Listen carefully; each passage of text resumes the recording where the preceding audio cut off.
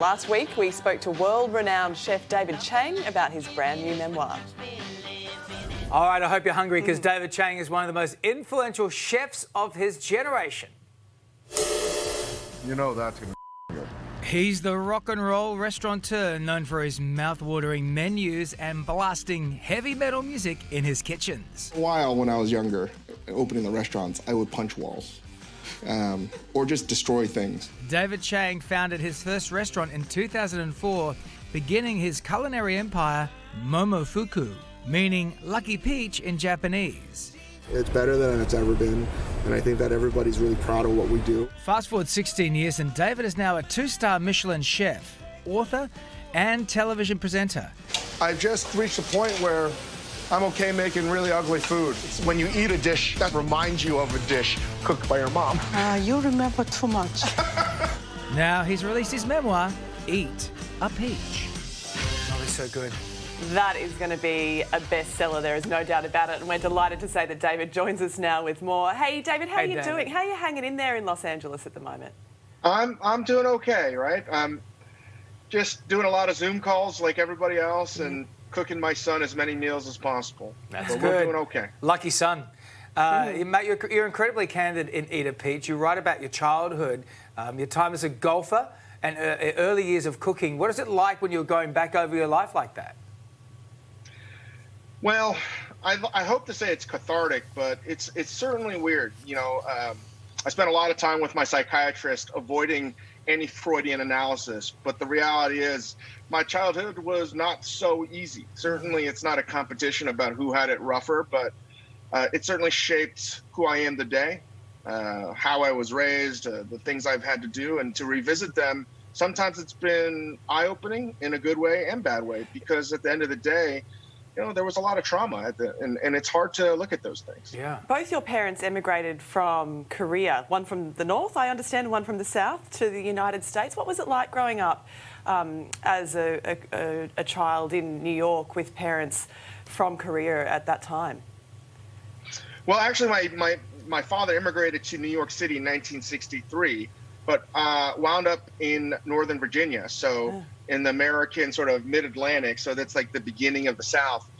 And, you know, it was like most immigrant experiences. You know, having spent a lot of time in Sydney, Australia, there are plenty of immigrants there. It's a culture shock. And for me, it was a constant comparison between how I was raised and how I thought other people were being raised that were not Korean. And feeling like I wish I was, I wouldn't say better parented, but I was more in the know of how things worked in America. It was always being an outsider, never feeling like you fit in.